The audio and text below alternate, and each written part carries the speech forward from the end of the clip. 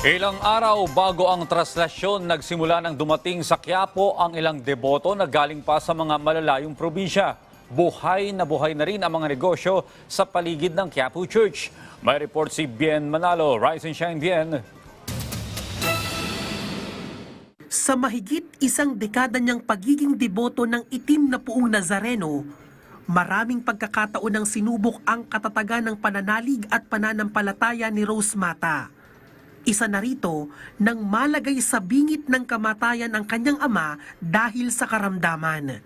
Actually, nag-start to sa father ko nung na-hospital siya. Nag-50-50 talaga siya noon. Talagang pinagdasal ko po yun. Ibinigay ko po lahat sa kanya. Bahala na po siya. Basta yun po yung buong tiwala ko nasa kanya po na mapapagaling niya yung father ko. Na-stroke siya, na unconscious siya noon eh. So, na-survive niya yun. Kasi, nang time na nasa bahay siya noon, nag-violet na yung niya. So, talagang nag-ano na kami noon, dinala namin siya sa hospital. Bilang isang single mother, sa puong Nazareno rin daw humuhugot ng lakas si Rose para maitaguyod ang kanyang mga anak. Mahalaga rin aniya ang patuloy na pagpapalalim ng debosyon at tiwala sa puong Nazareno sa kabila ng kanyang mga pinagdaraanan sa buhay. Actually, siya talaga yung gabay ko, liwanag sa buhay. Siya yung pag-asa ko. Siya yung nagbigay lahat.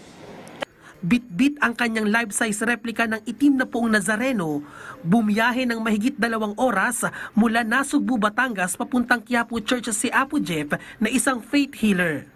Ayon kay Apo Jeff, naging panata na niya sa mahabang panahon ang paglahok sa traslasyon.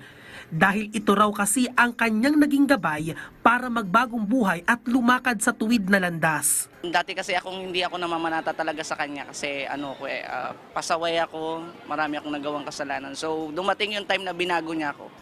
Doon ko siya nakilala. So yung panata na palitan ng hindi lang isang debosyon, hindi lang isang tradisyon, kundi isang sakripisyo at pananampalatayang buhay sa Poong Jesus Nazareno.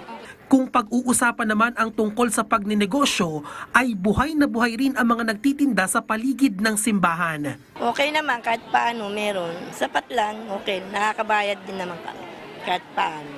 Okay naman po, kahit paano kumikita rin. Kita ka kahit na 2,000, pandagdag din sa panggastos po. Samantala, all set na ang buong puwersa ng Manila Police District, katuwang ang National Capital Region Police Office sa pagpapaigting ng seguridad at kaayusan sa nalalapit na traslasyon. Bien Manalo para sa Morning Show ng Bayan, Rise and Shine Pilipinas.